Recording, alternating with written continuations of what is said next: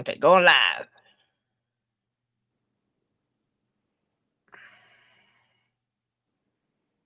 Once upon a time, not that long ago, everyone would gather round their transistor radios. There were zoo crews and shock jocks and boss jocks and pranks. There were callers and prizes, people with weird names. But that time it has faded. Now there's podcasting wars. Every ad is for dick pills, big pharma, and porn. Even now there are days when all you need is a laugh. Thank God there's one DJ left. He's Radio Ralph. Now the red light is on, so just tune on in.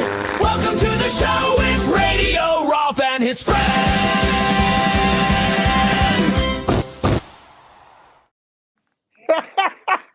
I like that intro. We're live with JC. We have a guest, JC. Well, I'm excited, Ralph. I'm very excited about today. We're joined with a cardinal from the Ecumenical Order of Christ, and I don't want to even begin to get into that. His name is Mathew, and he's from Australia. And I would like to first, if it's okay with you, Mathew, I don't want to bury the lead, but I'm really interested in knowing, before we get into kind of the hot topics, if you will, a little bit about yourself as a person, who you are, what your life was like, maybe before you got on this current journey. Like, let's tell us a little about yourself, sir. It actually started for me about 30 years ago. I was 16 at the time, and I'd had a very secular upbringing up to that point. My family had no interest in anything to do with God or anything of that. Weren't even interested in the concept. And just through a series of unusual events, I ended up transferring to a different high school that was actually Catholic. Oh, wow. But it was very much a fish out of water situation for me. But of course, with a school like that, one of the required classes is scripture. And I remember sitting in these classes, and we would have a Bible and a printout of the Catholic doctrines, or a particular, like their interpretation of a particular corresponding scripture in the Bible for that day. Yes, and sir. I remember sitting here and looking at the Bible and this printout of this interpretation. This was over a course of several months, and it reached a point about halfway through my first year there, and my grandfather, who had served Australia in World War II, defending against the Japanese. Yeah, and he'd suffered terribly, and he was in hospital dying at the time, and the 16-year-old mindset, looking at these things that weren't making sense. And okay, I was at a point where I was ready to accept that God existed, which in itself is a big leap for me with the background that I'd had. But what I'm reading here doesn't make sense. So I started doing my own research, which is where I started to come across concepts like the Anunnaki. Yeah. And that in itself took up, in between other things I was doing in my life, because my life was still sort of progressing along a semi-normal path at that point. So then, like, I just want to really put a pin on it. So you're around 16, and you start feeling a calling of some sort. You're feeling driven towards, and I kind of relate to you, Mathew, because, and is it okay if I call you Mathew? I'm not trying to be disrespectful. Mathew, either one is fine. Okay, so I just think Mathew works because I want people to see, it's so easy, I think, on the internet and in the world of binary thinking, people caricature things, right? They don't see the fully formed person underneath. And so to relate to you, when I was 16, I was raised in, I don't know if this is in Australia or not, it's kind of a Protestant thing, but I was raised in something called the Church of Christ. Have you ever heard of the Church of Christ or the Churches of Christ? I have, but we look at that many different denominations that I'd have to get you to refresh my memory on exactly what the Church of Christ. It was called it was also called the Campbellites. It happened somewhere in the 1800s. And the idea was to restore kind of Paul's church. They were big in the Apostle Paul. And so they did like one cup. The women wouldn't cut their hair. The communion was every Sunday. We did baptism where you got dunked, all this stuff. And when I was 16, Matthew, I started feeling like kind of the opposite calling, where you were getting called kind of closer to God. I kind of felt myself being kind of pulled out of at least the dogmatic version of religion that I had learned. The dogma. I started questioning things. The dogma of the Church of Christ, with its Paulinian focus, sort of wasn't sitting right. Yes, it didn't feel aligned with me and my version of God and how I interpret God and see God. And so, and I struggled a lot sometimes with like concepts like hell and damnation. All these things are kind of, when you're a young kid, they're kind of in your ideological, they're kind of hard to wrap your head around. They're very black and white. There's no shades of gray or anything like that. Yeah. So now, what else, when you said you were kind of still semi-normal at that point, what else is kind of going on in your life? Are you dating? Do you have a wife? Are you getting married young? What does the rest of your life look like when you start going on a religious journey?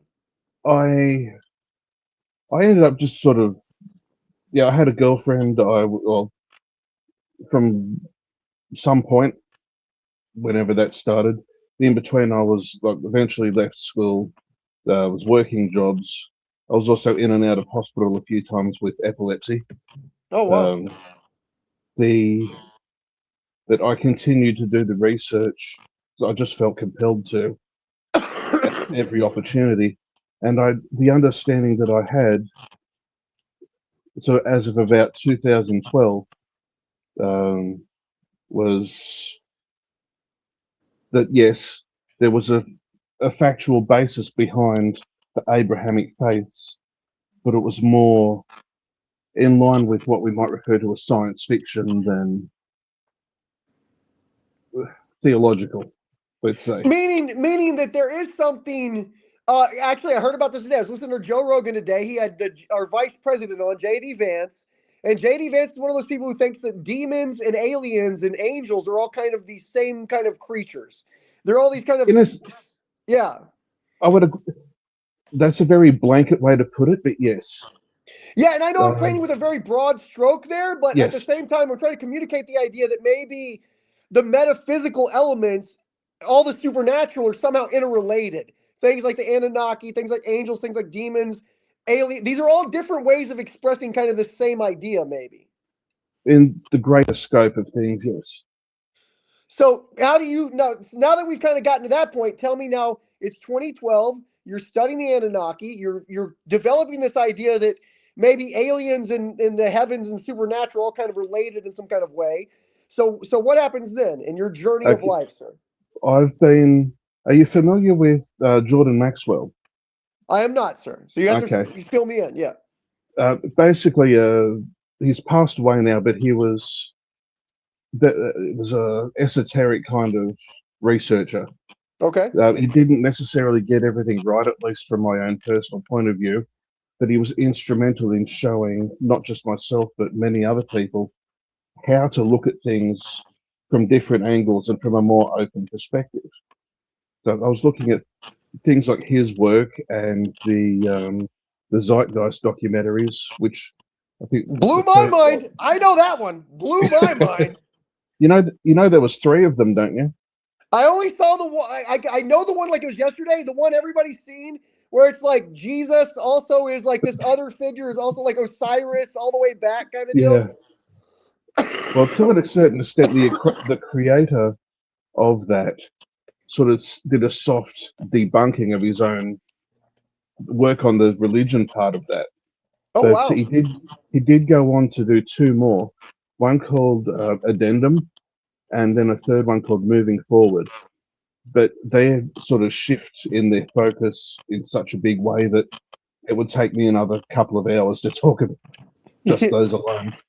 So I won't do that now. But so I was working in a job, basically electronics assembly, just soldering stuff onto circuit boards in between going to school to study becoming an electronics technician. Okay. And the work became, the actual assembly work became that familiar that I could do it without really looking. So I just used the company's Wi-Fi to stream stuff to my phone and watch it with the headphones on. And I started to get bored of watching Zeitgeist things and Jordan Maxwell stuff, which I'd seen pretty much everything of that I could find up to that point. And this one video kept popping up in YouTube as a thumbnail. And it's like God was shoving it in my face. And I kept seeing the playtime of 2 hours and 19 minutes. And I just, can I commit to that? Yeah. And so eventually I thought, I'm bored. I want something interesting to watch. So I started Like playing it. we all get that way, yeah. And it began, it's been a long time since I've watched, admittedly, too long since I've watched that or any of the components, because it turned out it was a compilation video of a handful of others that had been edited together.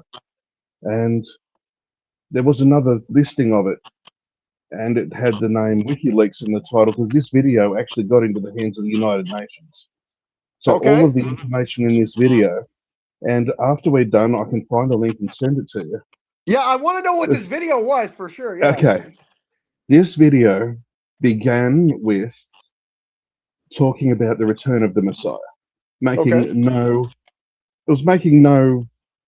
wasn't beating around the bush at all. It was just, this is what's going on. And they had various experts in the field talking about different aspects of the concept.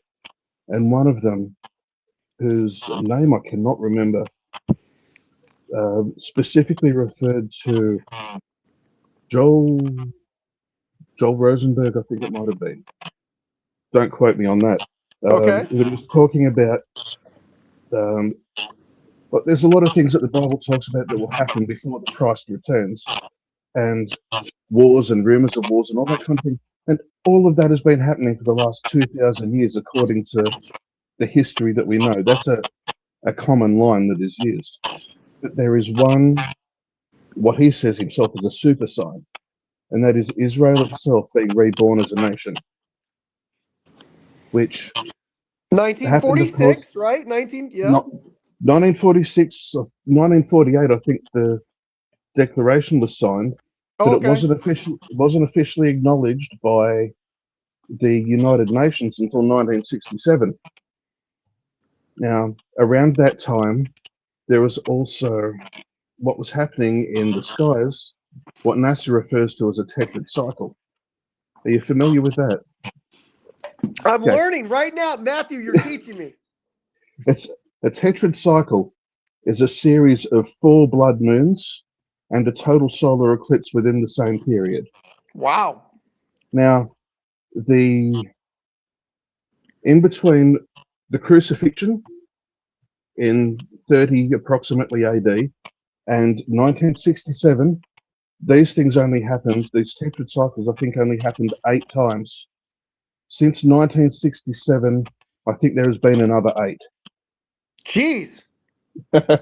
Now, on June 9th, 1968, well, June 10th, if you're talking about Israel time zone, but there was a young woman, who gives birth to a child, which is interesting because in her youth she was sterilized as part of the eugenics movement. Should not have been capable of falling pregnant. Yeah. And this is essentially immediately after Israel being acknowledged as a nation, 4 blood moons, and a total solar eclipse. So the child was born on, which is this date also happened to be Orthodox Pentecost that year. He was born in Chicago, and 5 months to the day after that birth, Chicago was almost destroyed by what was at the time the greatest recorded Is this the fire? The big fire? No, the Great Chicago Earthquake. Oh, okay. Which was, I think, November, 9th or 10th of November.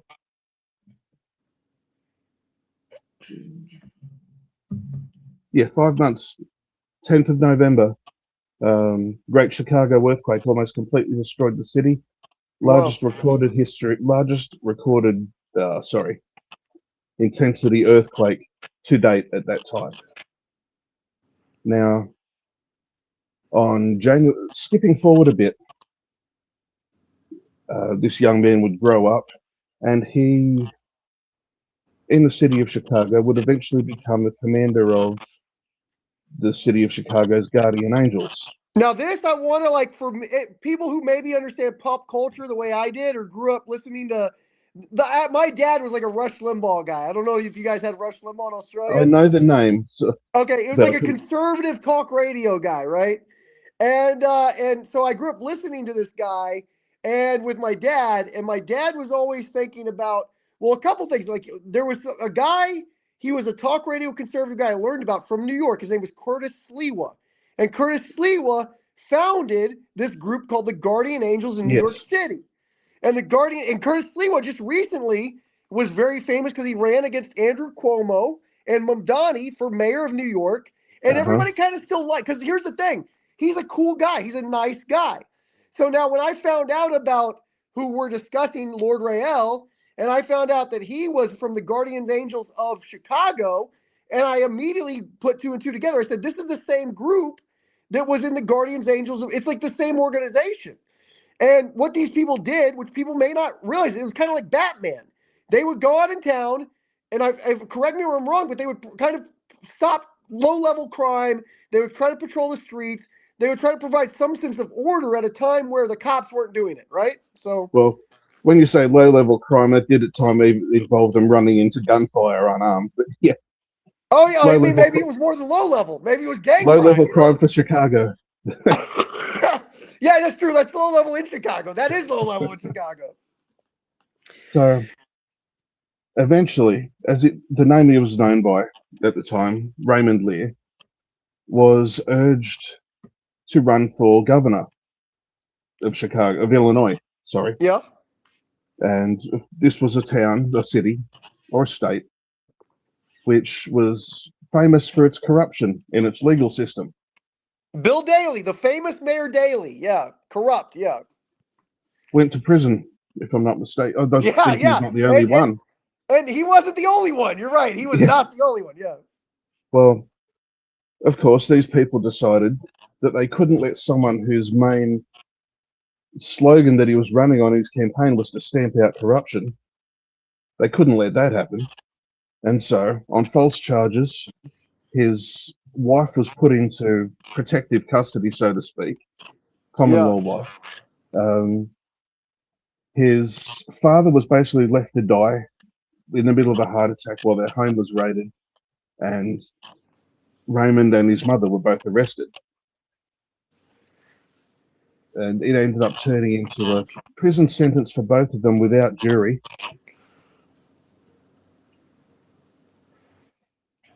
Which the sentence was served.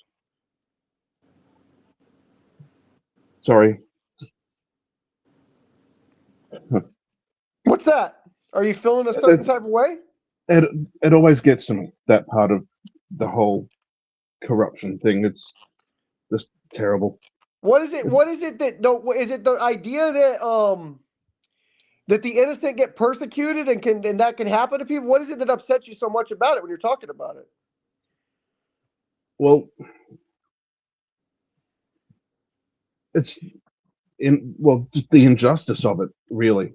And I know it's much of a problem in much of the Western world. I can't say Australia is really any different. The Western country, I don't think anywhere in the world really has a justice system. They're just legal systems.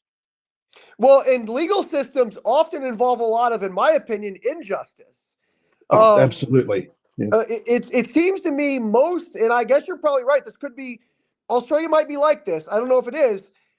Whoever kind of is well off, if you have enough money, you're always going to be fine. Okay. Yeah. And if you don't, you're kind of screwed in the system. Yeah. Anyway, I'm going to skip forward a little bit. Okay.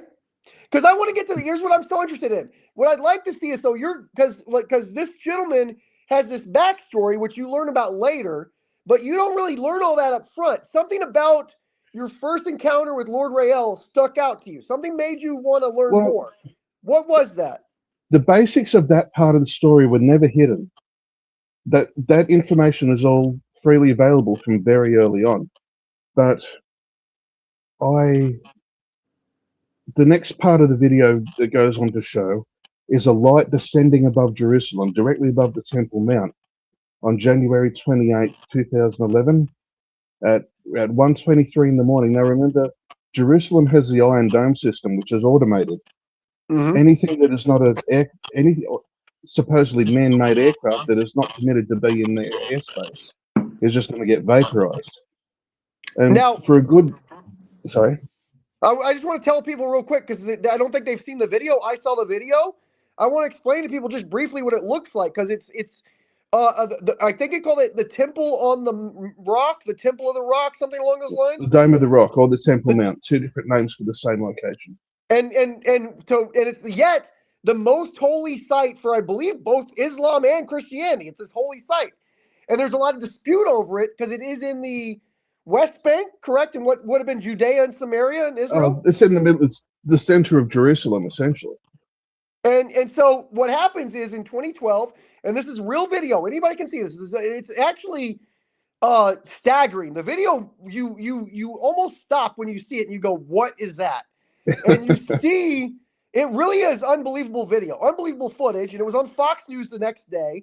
And this is all captured. Now, what's weird is I noticed, Matthew, from you guys' video footage and the things I've seen from your church, is that it seems like the video is not, it's like hard to find. Like you guys have some kind of older copies of it, but I don't know why that video is not bigger. You know, that video should be everywhere almost. It does seem to have been filtered off YouTube quite a lot in recent years. That's wild to me. That's wild to me. I'm not surprised, but yeah. I think there was originally 5 different angles that it was caught from, all by independent witnesses. Yeah, including, and it legitimately is if people haven't seen it, I highly recommend you go watch this video. And maybe, Ralph, we can do something when we post this. We can put some links into the YouTube, some of these videos, because people need to see this video. It's it's truly alien. There's no other word for it. Oh, well, after we're done, I can send you a couple of links myself. Thank you. Welcome. Happy to help. I can put them in the show notes or whatever and do all that. Yeah. So you see this video, Matthew, you see this video, and what do you think when you see it? Well, I watched the whole thing, but my first realization as I'm watching this 2-hour and 20-odd minute long video is that everything that is being said and every claim that is being made is fitting like pieces of a jigsaw puzzle into the research that I've already been doing up to that point. Like just missing pieces, gaps being filled in flawlessly. Yeah. And that's not to say that I immediately believed what I was seeing. I was still skeptical for quite some time. Yeah. But I was analyzing every point, trying to find fault. And I'm not the only one that's done that either. Yeah. I think a good 2-3 months I was trying to analyzing every detail, and it all matched. I couldn't refute it. So you were going to say? Well, I was curious. So you're seeing this and you're piecing it together, and I'm just trying to get in your headspace. I'm trying to put myself in your shoes and really empathize. And so these dots are connecting, all these puzzle pieces are falling together, and there's still that same thing when you were 16 and you felt something calling you. I'm assuming you still feel that kind of forward calling. You still feel called towards this. Yeah, that ended up that a lot of things happened that year. Going back to the epilepsy, but I'll get to that in a second. I took a knee once I got to a point where I couldn't refute what I was seeing anymore.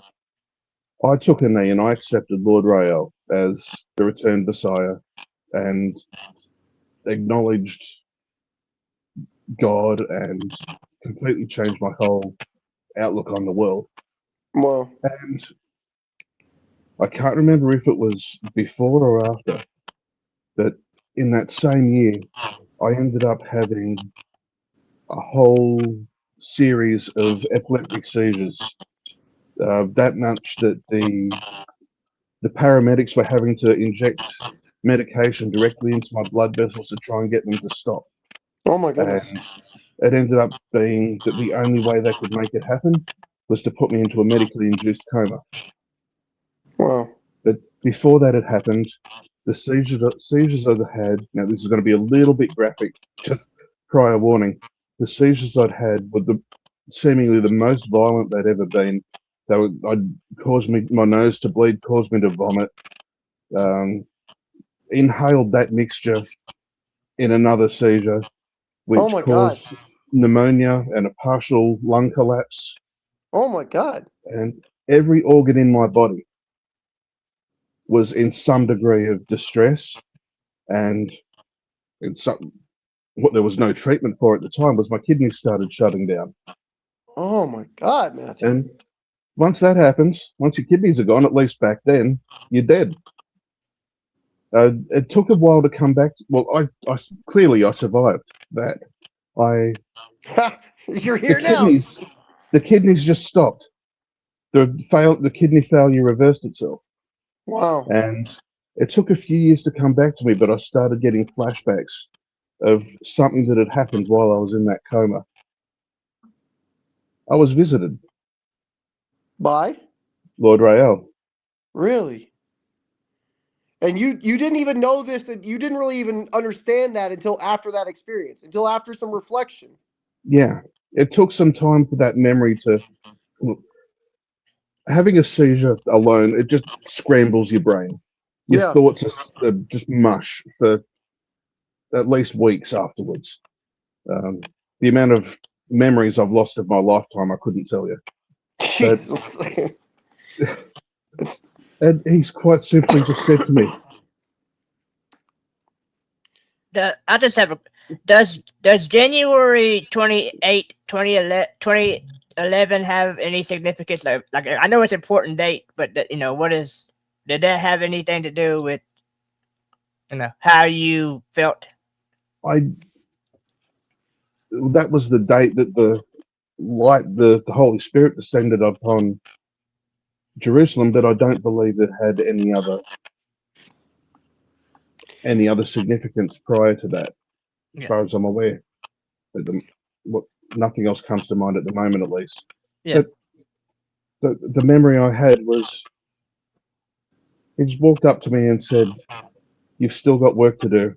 It's not your time yet," and put his hand on my shoulder. And here I am. Yeah. So, and Matthew, that's amazing. So I want to ask you one other question, which is, because I can tell, like, one thing this is why it's so important for me to people understand the human element to belief and faith. And I live a life that many question the way I do it. And I do things that people don't understand. And sometimes I don't fully understand them, but I have faith in the path. I have faith in the path, even if I question the direction. I trust it. I trust it. So I see your emotion, I see how you're caught up in this, and it's powerful. It's powerful stuff. And so what I'm curious about is, as you know, you're about to do this. You're about to follow this journey to its completion. You're going to follow Lord Rael. You're going to accept the second coming of the Messiah. Which there's this weird thing that anybody that claims to be the second coming, we all go, well, that's a cult. That's a cult. That's a cult. Yeah. But the thing is, what if when Jesus comes back, if we're so programmed to just automatically deny, there's no chance even for this to happen. There's none. I want to make an interesting point, which I think you will appreciate. The common excuse commonly given by Christians with anyone tells them that Christ is here is in Matthew 24. And call it a coincidence if you like, if I'm quoting from the book of Matthew. Matthew 24, verse 23. Then if any man shall say to you, here is the Christ, or there, do not believe him. For there shall arise false Christs and false prophets, and shall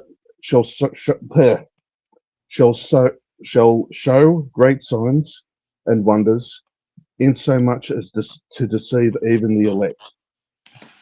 But I have told this to you beforehand. then actually, I read started a bit earlier.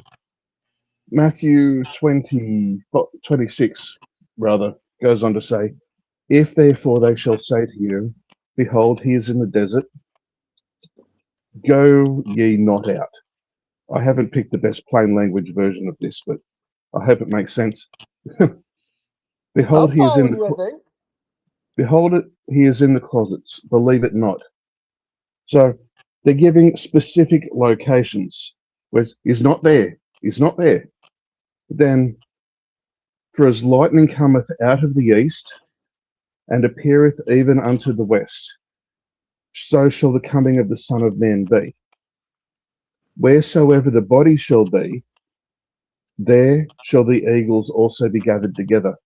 It goes on to give an exact hint of where the physical form of Lord Raymond Lear would be when the Spirit came to join with him.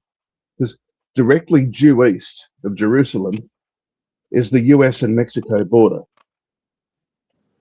From the east to the west, that Spirit instantaneously traveled to a place just south of that border. And since 1983, there has been a treaty that covers I think it's 100 miles, or it might be 100 kilometers, either side of the border, an international zone under what is called the Treaty of La Paz, which in English, of course, is the peace, Prince of Peace. Wow. Just little correlation there that I noticed myself. Now, look at the national sigil of Mexico. It's the golden eagle and the bald eagle for Of course, the we have United the bald. States. We have the Yes. bald, which oddly enough, we don't have very many natural bald eagles in this country. So this international zone straddling the border is in fact where the eagles are gathered together. Wow. So, okay. So you've got the signs and you've got these things that connect. So when you decide to go down this road, though, when you commit to it, I assume you're like any of us. You have friends, you have family, you have people who might question you. What is that? What was that process like? I have lost just about every friend I've ever had to Wow. this. And why I is it because they just can't understand? Like they just why is can't it so hard for them to understand. accept you're different than you I think don't know. different? Can't understand. Don't want to hear it. They just jump to the conclusion that I'm trying to tell them what to believe, which has never been the case. I'm not trying to convert people by force to any ideology does not work. I know that. Yeah. Just trying to show them what I have learned and say, just take a look at this. Tell me what you think. But oh no, don't talk to him. But even my own biological family have done this. Yeah. That's what I was worried about, because I find like my choices have been because I'm politically a little bit more I don't like hierarchies, let's put it that way. So I've given up my identification, I've given up the car, I travel only by foot right now, and so many people will yell at me and say, "Why are you doing this? It doesn't make sense." And I go, I feel like I have right now for me and my soul, I have to do some things that might seem questionable. But for me, it's providing when I go on my walks every day, I'll walk 4 hours a day. And yet I am in communion with God. You know, I'm in communion with the spirit, the wind and the earth and the sun and the heat. And it means something to me. And so the same way you can get, like, I can see the passion you have for your beliefs. And it's crazy to me that people who love you, people that love me, people love you, they can't see past their own blindness and their own biases. And I'm saying to them, and I don't know how you feel about it, but I'm saying to them, I'm not asking you to go on my journey. I'm asking you to accept my journey. That's all I'm asking you to do. And you might be telling them they might have to join you. I don't know, but you might feel similar to me. I don't know. Well, I would at least like to see them look at what I want to show them. Yeah. And make an informed decision. Yeah. Instead of just saying, I don't want to know about it. Just completely dismissing you. Yeah. Yeah. Now, have you found, as we make these decisions, we also find community. Have you found new community? Absolutely. One of the early, like I said, that big long video was a compilation, and one of the earliest ones was, I think it was the second video, was Lord Rael himself speaking, addressing the world, which the date that video was published, I don't know if you remember Robert Fitzpatrick and Harold Camping. I remember Harold Camping. He predicted in 2011, I believe, something was going to happen. It was May 21st, I believe. And by the way, oddly enough, and this is, I don't want to say anything crazy, but I'm going to tell you something, Matthew, because I think we're connecting and having a good conversation. Harold Camping, the day he predicted the rapture, only one person, this is crazy, one person died, and it was huge news. Do you know who died on that day? No. The Macho Man Randy Savage. So really?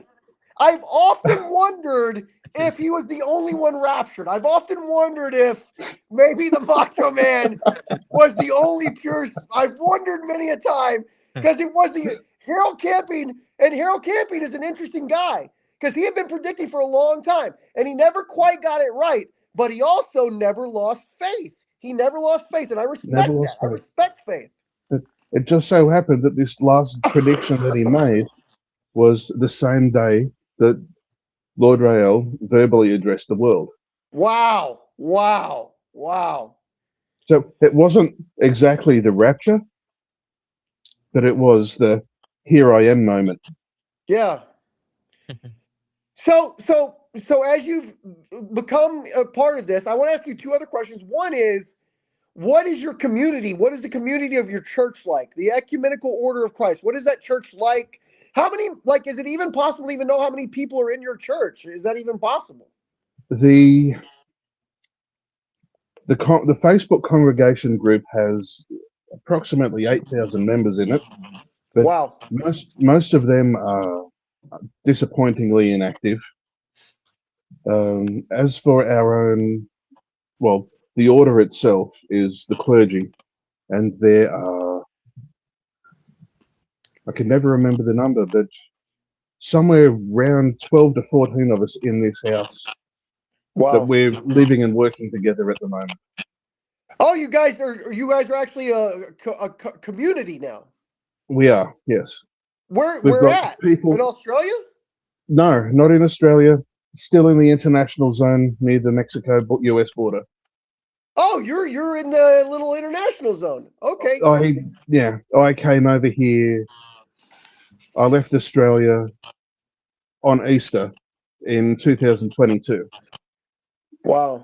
Yeah, that's what I was going to mention. I was going to mention he's a couple of hours behind us, but Yeah. So then, if you're actually not that far from, because I'm in Waco, you're not that far from me. Like, I thought you were on the other side of the world. You're not. So what is that community like? How is it going for you guys? How is your life now? And because this is what people miss. People can judge anybody for their beliefs, but what do those beliefs provide you? How does it help your life? And how does it benefit the people around you? So, like I'd like to hear some of that. Well, how to answer that's going to be a little bit tricky, but it's never boring. I'll give you that much.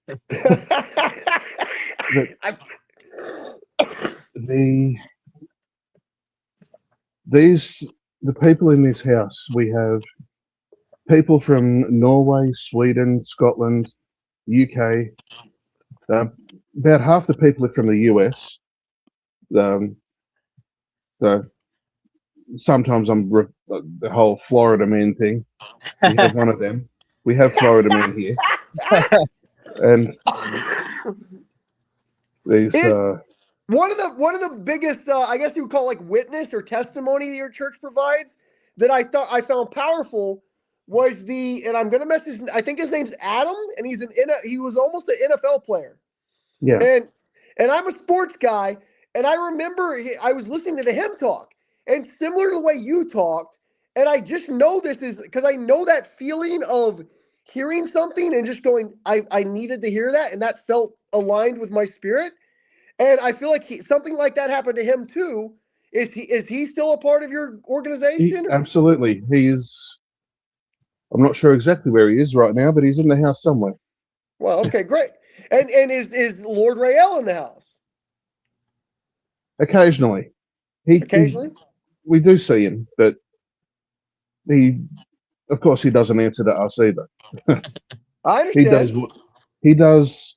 His main priority is to do what the Father expects of him, which, of course, is the responsibility that everyone in this house carries to do our best to, as Christ himself said 2,000 years ago, to love God primarily and love each other. Because this is one of the biggest lessons that is difficult for people, especially of this generation, to learn, prioritizing other people over ourselves. But huge, huge. Yeah. And when it comes, and it is getting close, when the new kingdom arrives, I'm sure you've seen the way the world has been deteriorating the last 15 years or so. I don't know when it happened, and I'll tell you, Cardinal, I'll tell you that. Something happened, maybe it was before COVID. It was like 2013 to 2015 to 2016, somewhere around there. And sometimes I think it was when the Large Hadron Collider got fired off. I don't know why, but I think the minute they started messing with that Large Hadron Collider, things have been wild. And so I often think to myself, the way that we're living now is against the natural order. I think that. I believe that. And I believe that in a lot of ways, the small, the intimate, the communities, the tribes, these are the things that are the most important.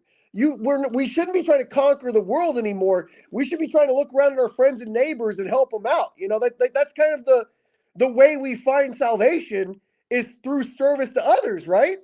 And so in a big way, yes. Yeah, and so I just think that's I love what you're saying because it's lost on people. The idea of like forgoing the self, and in turn and transmuting that into a service, industry. And all right, that's not a great way to put it, but I know what you're saying, and I so believe in that. Do I always succeed at that to the level that I would like to? No, but I do try. And so, how do you guys? What is your acts of service look like? How do you guys perform service? We're currently doing a Sabbath service like a live broadcast thing, which we're still ironing out the bugs in every Saturday. Independently, we're making videos just talking about various things, and for the last 15 years, it seems like we've been shadow banned on every platform. Well, and I saw that too, which I think is crazy. I saw that I would have expected, especially because I know you guys actually have like a community, I would have expected the views to be higher. But I feel like it's like the same way that the video of the mount and the UFO and the mount is kind of, why is that hidden? I don't know. It's like go ahead. I can tell you why. And this is getting back to the concept of the metaphysical, let's say, influence on the world. Satan and those who serve him are still in control at the moment. Yeah. And for a big part, it doesn't suit their purpose for the message that we're trying to get out there. Yeah. To be widespread. So what was it like the first time you met Lord Rael? What was that like? Because I assume anybody's mind, we always paint a picture of something being a certain way, and it's never the way we paint it. It's never that way. I still have no words for it. One thing I can tell you is I was born with hazel-colored eyes that used to change color, depending on the state of my health, and but in between brown and green. Since the first time I met him, they've been permanently primarily green. Wow. So his touch alone, I also know for a fact, I haven't had a seizure since I've been here. Wow. They just stop. Now, Matthew, I'm not trying to say I'm almost asking this because I want people to understand it. You're meaning for 100% certainty, since you have been in this house, and this is something you used to deal with on a regular basis, that medical issue is gone from you now. It is gone. It's amazing. Yeah, I just wanted to touch on your health for a moment because, I've been kind of open about my like anxiety and stuff, and I was just curious, like, what would you tell someone that where their mind always goes to the worst case scenario, or they can't ever find peace? Like, what would you say to them? It is going to sound. It may sound like an easy answer, but a lot of the time myself, I'm fairly level-headed and calm and that kind of thing. Anxiety does creep in every now and then. One thing that always helps, and that's prayer. Yes. And at least for me, prayer is not, very rarely am I praying to ask for anything. I'm praying just to say thank you. Yes. Gratitude prayers. Yes. Well, I wouldn't be here if God had decided otherwise. Do you ever get, Matthew, because Ralph, I'm curious if you feel this way because you're asking the question about your anxiety. But I find, Matthew, when I am in, and I hate to say this because, like, I hope you understand, like, and I hope this conversation has revealed to you that we really are trying to be open and honest and real with people and not try to, like, put people in any labels or corners or anything like that. I'm very interested in your story and your church's story, and I respect it, and I respect what you guys do. I mean that. But at the same time, I find for me sometimes it's like my path is different maybe than your path. So when I talk about my walks in the sun and the earth, something about, for me, nature, I feel the wind will hit me in just the right way, Matthew. I will cry. And I will not cry out of sadness. I will cry because I can't believe sometimes how perfect it all is and how I'm getting to experience it. And like, why me? Like, as Chris Christopherson would say, why me, Lord? Why am I, out of all this, the universe and the cosmos and the infinite everything, here I am getting to feel this, and I get overwhelmed by how powerful that is, you know? I understand. Well, to my mind, what you're experiencing is gratitude, appreciation for what we've been given. I don't know if where either of you live, this is a thing you may have seen, but in the area of Australia that I grew up in, it's the most heavily mined part of the country for coal. There's this one particular valley has the highest concentrations of coal in the entire country. I missed that, Matthew. Did you freeze up? We lost him. Okay. You're back. I got you back. I lost you for a second. What were you saying? Okay. I was talking about it in the part of Australia that I grew up in is the most heavily mined part of the country for coal. Oh, okay. Yeah, coal mining town. It's like Kentucky. You're a coal mining town person. Okay. So I'm assuming you've seen open cut coal mines. I never have. No. Okay. Well, this is the way they do it in Australia. They find a mountain or a hill that has coal in it and take the top off it. Destroy the whole hill. Yeah. They don't tunnel in. It's just destroy the landscape. The mountain out. Yeah. Wow. And it is, from the perspective of the people, it is safer because you don't have to worry about tunnels caving in on them. Yeah. But the havoc that it causes to the countryside, the terrain. Yeah. I didn't have to drive through those regions very often, but when I did, I couldn't help but look at it and most of them now, because they're running out of places to dig, at least as far as I'm aware, that a lot of these open cut areas are visible from the road. Wow. And you just see it there, like either side flanking the road, and it's just makes me feel sick. No, this is kind of more like maybe like an indigenous belief I have. But when I see like a mountain, there's a mountain in Nepal called Sagarmatha, I think is the name of it, but maybe we know it as Mount Everest. I think is how most people know it.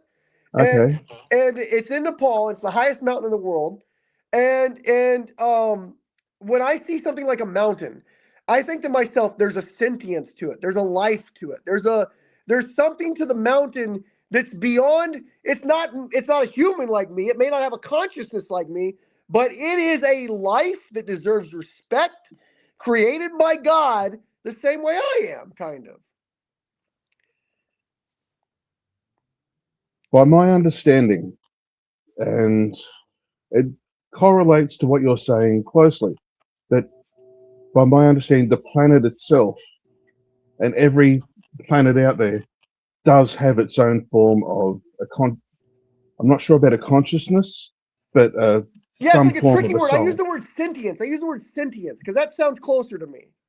Okay, if Yeah. we'll go with that, if that's the word that's familiar to you. I appreciate it. Well, I'm not going to argue if I can't say for certain that I know better. Well, no, Matthew, I appreciate it. Now, so okay, so what is a day in the life?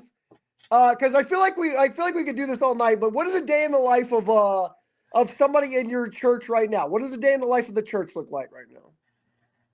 It is our days are primarily focused on, and this may sound boring, um, primarily focused on trying to find ways to eliminate those things from our life. It's said that being human, we can never fully eliminate sin from our lives, but for those of us here, we focus on trying to be, and it might sound corny, the best people we can be. Not Because corny at all. As a matter of fact, what you're describing to me, it almost sounds like you're living almost a monastic life or a monastery type life. in And there's many something ways, yes, there's yeah, and as a guy who loves Saint Benedict, because I'm an underground Catholic. I say I'm an underground Catholic, but a guy who loves Saint Benedict and established very clear rules, and the rules were all based around on how to have a very fulfilled life in a very small way. And I feel like if you're practicing these practices of like every day, you're waking up and you're doing what, as Benedict would say, pray and work, pray and work. I mean, Cardinal Matthew, I don't know how anybody could look at you guys' life and have any sense of judgment on it other than that's good. What they are doing is good for the world. It's good for humanity because like people like judge people's beliefs, but like look at the actions people have. Look at people's actions. yeah, And if somebody's willing to move from their hometown, I assume you were in Australia your whole life. And yeah. yet here you are in E- international East Coast, a territory. couple of hours drive north of Sydney.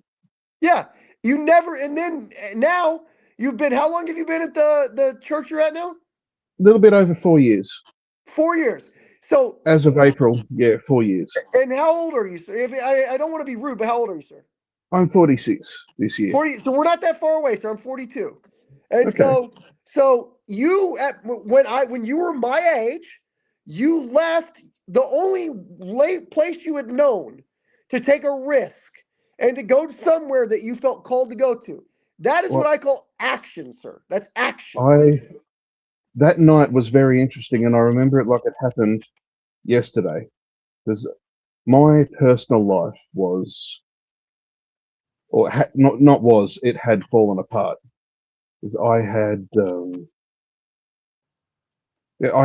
just like a regular life, and in many ways, and I ended up at a point which, if it hadn't have been for my place in the Ecumenical Order of Christ and my plans, I already had the ticket booked And it just so happened that the collapse of my life coincided with the flight date. Hey, you know what? It- I hate to say it. Might have been a blessing. Might have been a Oh, blessing. no doubt about that. But Probably a very crappy day, though. Probably a horrible day. that was that whole 48-hour period, because I was traveling for 24 hours from the time I left my parents' house. A brother of mine in the order, he's still in Australia. He said to me, because I was just talking to him on the phone before he went to bed. He said, "If you need me at any time, just call." Now, the funny thing is, once he goes to sleep, a herd of elephants couldn't wake him up. But I had my suitcases packed, and I was standing at the front of my parents' house, trying to get either a cab, a taxi, or an Uber to take me to the Greyhound station. They'd both stopped work. They'd shut down for the night, both of them. And given the state that I was in tears. And I didn't know if they were tears of joy, tears of sorrow, tears of stress. I couldn't tell you. And But did you that ever have was a moment where you second guessed yourself, or you had doubt and you thought no. about not doing it? No. I stopped. I gave up even thinking about that when I looked up at the sky, and now, of course, by Christ's teachings of Yeshua 2,000 years ago, asking God for a sign by his teachings is the sign of a wicked generation. But in this one moment, I said, "I'm not demanding, Father, but if you would give me just one little sign that I'm doing the right thing, I would greatly appreciate it." And it was like a laser pointer had been turned on and aimed at the sky, and it just red dot and appeared there, and it went up and off. Not a shooting star, because they're usually going down, and you can clearly tell that it's a Yeah. object breaking up in the atmosphere. This was like red point of light, just zip and off. Wow. And so, okay, no second guessing.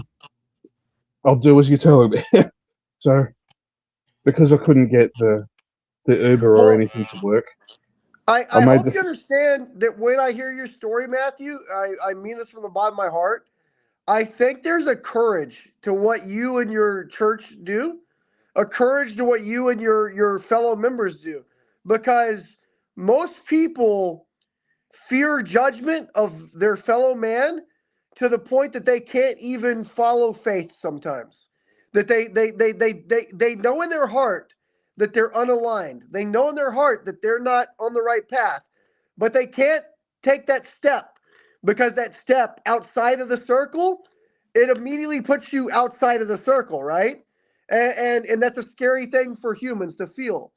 But well, yet, what you experienced is like you still found tribe, you still found positivity, you still found work and prayer and gratitude because you followed your heart. And you found it in a way that you would not have found it back in Australia still, I don't think. And I your life was shit then, or not shit, maybe that's too hard, but like you well, expressed enough to say it wasn't great. God was turning the thumb screws to make me move. Yes. And the fact that you followed that though, and that's what I want you to understand, what I admire. You followed that. And so many people want to turn back. You know that. So many people would have. And so there's such a courage to that that for me, knowing the past that I feel called down to and how I get judged, I tell you, to you and your church, I express nothing but like a kind of like a alliance of man. It's like saying, I see you guys, I see what you're doing, and I go, I wish more people had that kind of courage. You know, I really do. I would like to think I speak for everyone here when I say God has put each of us in this house in a situation where we are on first name speaking terms with the returned Messiah. Is there anything that's, how do I word it? if we are not doing all we can for God, he doesn't need us, but if we are not doing all we can to at least honor him, we are failing in the worst possible way. Yeah. So what has been, and this will be, I guess, I don't want to, like, Ralph, I want to ask like one big last question for Cardinal here, but Ralph, you got anything else as you're listening to this? What a fascinating and beautiful conversation this has been. Yeah. I really enjoyed it, to be honest. Yeah. By the way, I was hoping you would. I didn't know if you guys would join us or not, because I assume there's some skepticism in talking to people sometimes. But we can't be afraid of that. Yeah, you guys are not afraid. That's one thing we learned. Yeah, it's all been very heartfelt and everything, and yeah. So this really, I really have enjoyed it. So Cardinal, I want to ask you one last question, because I think it'll be honest, but it'll be honest in a way that I think people would be surprised by, because anything involves, we're humans, so nothing's ever perfect. There's always ups and downs in life.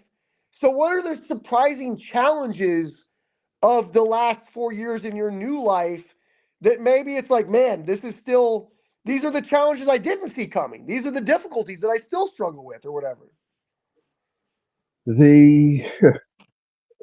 To be honest, the biggest one is coming face to face with my own failings. That is the biggest and the hardest, even with the time that I had just before I left Australia. Coming to terms with within yourself the things that need to change. That is more incredibly difficult than I could ever put into words. And part of the reason it is difficult to put into words is because every person is different. Every personality, the way every individual is going to face that challenge, they're going to see it in a different way. Yeah. Now, I don't know if you want to get into it or not, but I know you've been kind of critical of the Australian government, like, yeah. So I just, don't know, you may want to share an opinion about, maybe that, I mean, now that you're not there anymore or currently. I wasn't afraid of it when I was there. But, yeah. What is your perspective now? I'll say the same thing in summary, and this applies to any government in the world. And this is part of the reason things are happening as they are right now. Because we are in the end times. I can promise you that if you can't see it. The human governments have proven their incompetence in properly managing the well-being of their people. I agree. They've been given the opportunity for centuries to try and get it right. I can't remember which one it was, but there was a Canadian president who seemed to be almost on the right path, where he, on his cabinet, he had a teacher as his education minister, he had a retired soldier as his defense minister, and his whole cabinet was along those lines. The people that had the jobs actually had experience for the jobs they had. Exactly. Yeah, look at that. Yeah. Whereas your average democratically elected government, it's a popularity contest. Yeah. I say it all the time, Matthew. You might disagree. I think democracy is a problem in a way. It's a problem in a way. There's elements of democracy that have merit, where elements of it that can be used, but when it is used as a standalone method of the problem with majority rule is the minority always gets crushed. The minority always gets crushed. And the majority of people don't know what's best for them. Yeah, well, I mean, this is a bizarre thing to think. I keep thinking kings worked for one reason, because it was a place for us to put all our, like, I'm going to use a bad word. Cardinal, I'm going to apologize. I'm going to use this has been the least amount of profanity I've ever used in a podcast, so please understand, I respect you, okay? Look, don't hold back on my account. Profanity doesn't bother me. Okay. There's only one particular word which is. Well, I assume if that one comes out, I'll let you know. Word. I will not use a blasphemous word. Okay. But I will say this: we're on the same page. The king was a vessel for the community to go fuck that guy, and if we could all unite in the idea of like that, you know. So I think there's like it's like anything. It's like any system. There's good and bad to everything. There's no 100%. There's no 100%. And that's why spirituality and following our own paths and having faith and praying is so important, because that provides us what the government can never provide, which is a path towards being a better human. You know, it's a path towards being a better human. You can't get that from the government. The new kingdom will have a form of government, but it will be one where the focus is the well-being of the people and it will be, well, what do we know the Lord as? The King of Kings. King of Kings. It will be a king. It will be a king. It will be a monarchy. And the difference is, though, these are monarchs who don't need to leech off the people for their own well-being.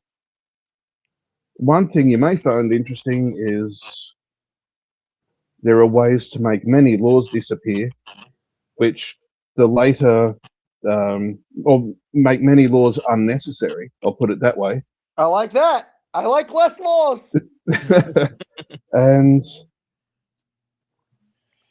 I just had the mental blank. I was going to move on to a connected point with that. Less laws and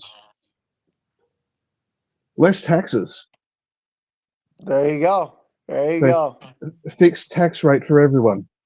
10%. Well, if you can do this, Cardinal, if you can relay from this little silly podcast of a few guys here to a community in a house in between Mexico and the United States, if you can relay to that house you're in, that at least from one perspective of like what you guys are doing is seen and appreciated and respected, and keep doing the Lord's work. I would say keep doing the Lord's work.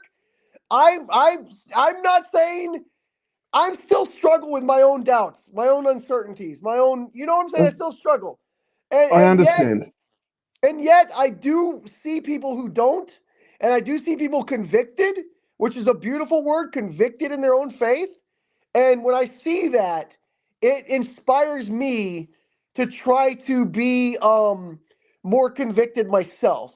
So if anything, even if I'm not like joining the house, what I'm telling you is you're exemplifying, and your group is exemplifying in such a manner that the people who do see it and encounter it and are open with their hearts, I think we'll see nothing but positivity. You know, like honestly, I think it's a beautiful thing. I appreciate that. So just tell everybody in the house we love them. We love all you guys. You guys are doing great stuff, man. I think at least a few of them are watching, but yeah, I will. Hey, to the EOC, to the knights and the clergy and the cardinals and all that follow Lord Rael, at least from one guy, speaking just for JC, ever since I discovered you guys, I've had nothing but love in my heart for you guys, because I love people who are not afraid to be honest about who they are.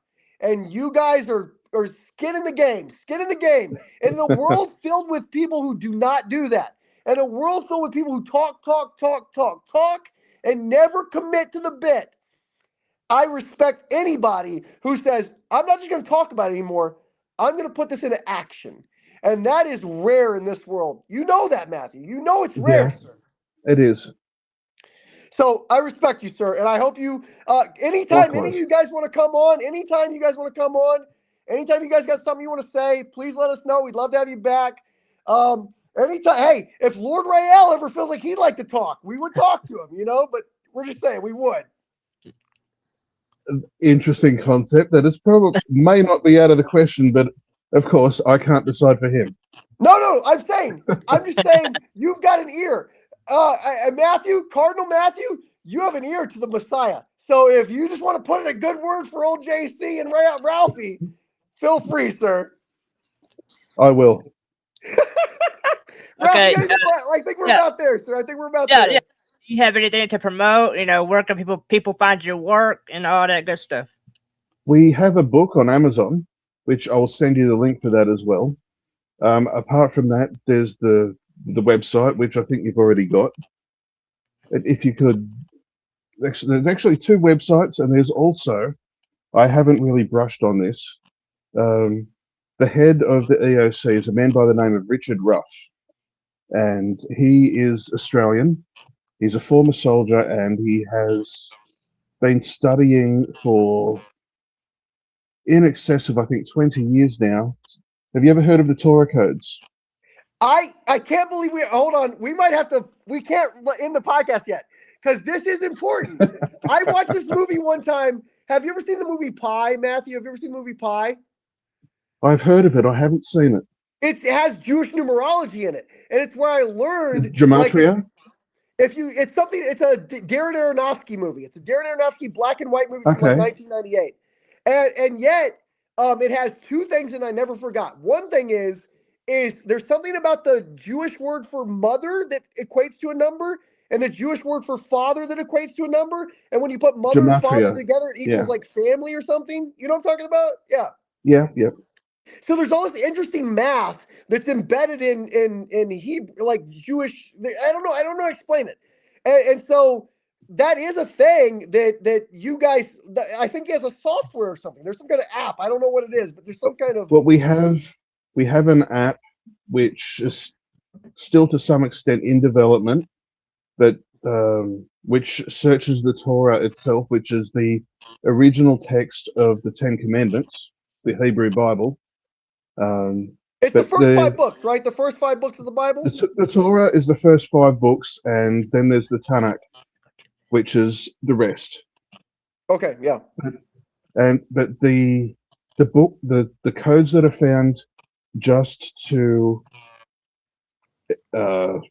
exist within the scope of the Torah itself are acknowledged as the most significant.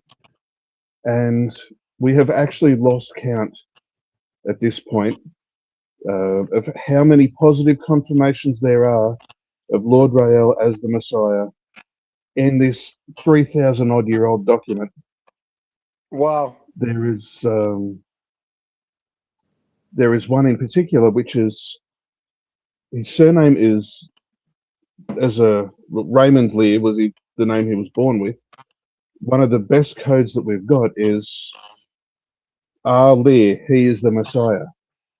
There's the search term, and underneath that is a whole list of terms that are found around that, because the search term goes in vertically into the text. By the method that is used, anything that is horizontal is just excluded because that's the natural direction that the text goes anyway. Okay. So we want to eliminate anything that's just there as part of the natural scripture. If it goes in the opposite direction, we might include it if it appears relevant to what's there.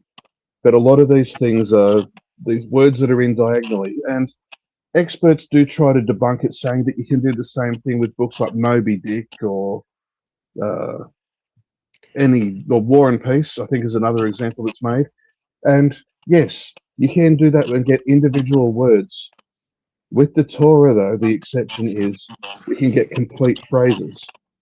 And one of these codes in particular... Anybody's never looked into Jewish numerology at all doesn't understand. It's like literally the language is based on numbers. It's literally like it's like, sure, you could do that with War and Peace or Moby Dick, but that's going to be more like just the fact of like you put enough words together, you can find a pattern. Okay, this is different because literally the language is based on a mathematical thing. It's like the language and the math are connected.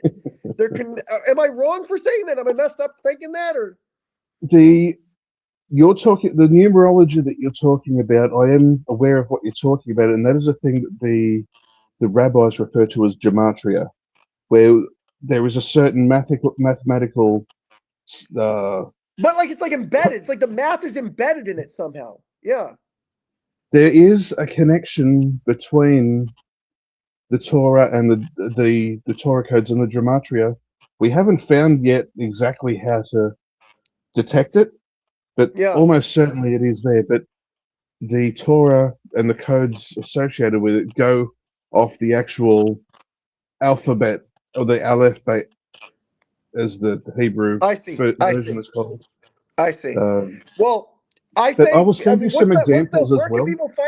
Where can people find the Torah Code website or the app or whatever? Where can people find it? I'll provide the link for you for that one as well. 10-4. So Ralph, here's what we gotta do. We gotta do homework afterwards. Cardinal Matthew, the beautiful Cardinal Matthew, who took so much time with us tonight, is gonna send us a bunch of links. We need to make sure when we put the full or the shorts or whatever you put out, Ralph, put all the links on them if you don't mind, okay? Got it. Yeah. It'll be all in the show notes and all that. Yeah. Thank you. Cardinal, go with God, my friend. God bless you. God bless you, sir. And let us as humans always pray for each other. You let us pray for each other and be in each other's hearts and always express gratitude. And I have nothing but gratitude for the time that you've taken with us and the thoughts that you shared with us. You are a guy who is living an interesting journey. You're on an interesting journey, and you're it's so definitely that. Yet, come on, man, Matthew. Who else has been doing? You have a handful of people in your life who are on the same journey. Very few have taken that trip, and by all means, that is to be respected. So, Cardinal Matthew, and to the Ecumenical Order of Christ, to Lord Rael, and to the beautiful community. And where are you guys at? What town are we in? We're a little way south of Tijuana. So to the great people outside of Tijuana, we celebrate you tonight. We lift you up. We hold you in our hearts, and we thank you for your time, sir. Yeah. Thank you. And I'm hoping we can do this again. I would love to. You tell us when, okay? I'll be in touch on that too. That's good. Good night. Thank you. Good night. Talk to you later, Ralph. All right. We'll call it a night. Thank you. Okay. Thank you for joining us on Radio Ralph and Friends. I am Radio Ralph, and we do appreciate all the time that Matthew was able to give us. And we just invite you to continue to connect with us and stay with us. And yeah, we're very appreciative. So thank you all. Thank you. Thank you again, Matthew. Thank you. And with that, we're going to call it a night.